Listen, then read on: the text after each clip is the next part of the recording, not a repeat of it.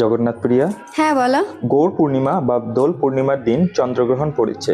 এক্ষেত্রে কিভাবে ব্রত, উপবাস ও ভগবানের সেবা সম্পাদন করব? প্রথমত আমাদের এই দিন উপবাস থাকতে হবে, অর্থাৎ দোল পূর্ণিমা বা গৌর পূর্ণিমা অর্থাৎ চৈতন্য মহাপ্রভুর আবির্ভাব তিথি। তাহলে এখন উপবাস করে আপনারা সেবা পূজা কি দিবেন না? হ্যাঁ, আপনারা সকালে যে সেবা পূজা থাকবে, দুপুরে যে সেবা পূজা থাকবে, সেগুলো আপনারা সম্পাদন করে ভগবানকে ঢেকে দিবেন। অর্থাৎ গ্রহণ কিন্তু ভারতে দৃশ্যমান, বাংলাদেশে, এশিয়া মহাদেশের বিভিন্ন দেশে কিন্তু দৃশ্যমান এবং অদৃশ্যমান হলেও কিন্তু এটা মানতে হতো। তো যার কারণে আমাদের যেই চৈতন্য মহাপ্রভু আবির্ভূত হয়েছিলেন সেদিন কিন্তু চন্দ্রগ্রহণ ছিল। তো এবছরে কিন্তু সেম তিথিটাই পড়েছে, ওই জন্য আমাদেরকে মানতে হবে এবং বিশেষ করে সেই সময় সেবা পূজা বন্ধ রাখতে হবে।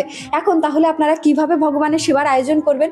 গ্রহণ যখন সমাপ্ত হবে, অর্থাৎ গ্রহণ শুরু হবে বাংলাদেশ সময় অনুযায়ী 3:49 থেকে 7:17 পর্যন্ত, অর্থাৎ বিকাল 3:49 থেকে সন্ধ্যা 7:17 পর্যন্ত গ্রহণ থাকবে বাংলাদেশে, এবং ভারতীয় সময় অনুযায়ী 3:20 থেকে 6:48 পর্যন্ত।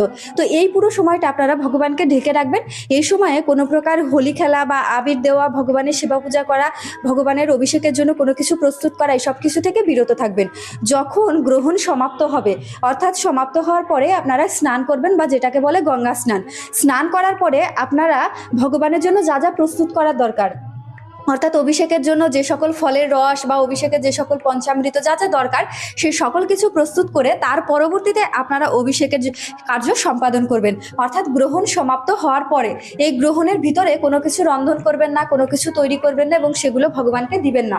এখন যারা গর্ভবতী বা অসুস্থ আছেন, আপনারা পুরোপুরি না খেয়ে থাকতে পারবেন না উপবাসটা। এই উপবাসটা সাধারণত নির্জলা। তো যারা নির্জলা থাকতে পারবেন না, তারা অবশ্যই একাদশীর মতো ফল বা সাগু আহার করতে পারেন, কিন্তু গ্রহণের এই 3.5 ঘন্টা আপনারা কোনো কিছুই আহার করবেন না। এর পরবর্তীতে গিয়ে আপনারা আবার অভিষেকের পরে চাইলে কোনো কিছু আহার করতে পারেন। তবে গ্রহণের সময় কোনো রন্ধনকৃত বস্তু আমাদের আহার করা উচিত নয়।